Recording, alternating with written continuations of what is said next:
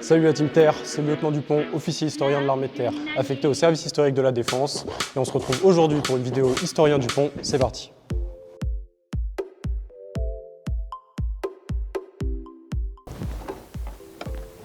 Salut à Team Terre, c'est le lieutenant Dupont.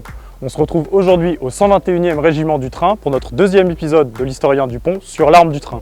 Le train, qu'est-ce que c'est?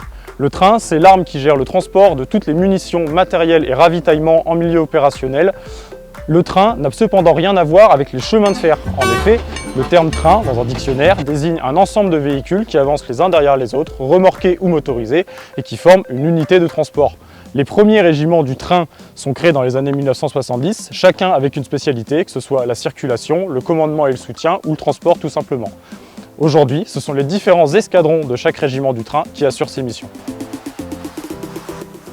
L'arme du train est créée par Napoléon Ier le 26 mars 1807 à Osterode en Prusse orientale, ce qui correspond aujourd'hui à l'actuelle Pologne.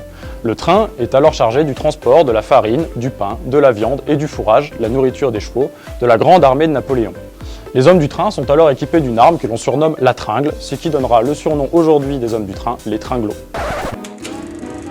Au cours de la Première Guerre mondiale, l'arme du train sera un des éléments majeurs de la victoire de Verdun. D'ailleurs, le 121e régiment du train où nous nous trouvons aujourd'hui porte en souvenir le nom de régiment Grande Guerre. L'arme du train ne prend son nom définitif qu'en 1928 et ne deviendra une arme à part entière au même titre que l'infanterie qu'en 1945, le 1er mars. L'arme du train est également la seule à disposer d'un emblème commun, l'étendard du train. Il est conçu par Napoléon lui-même en 1812. Jusqu'à aujourd'hui, 9 exemplaires ont existé. Le 10e est actuellement porté par la garde au drapeau de l'école du train et de la logistique opérationnelle de Bourges. C'est tout pour cet historien Dupont. N'hésitez pas à me poser toutes vos questions en commentaire et on se retrouve très bientôt.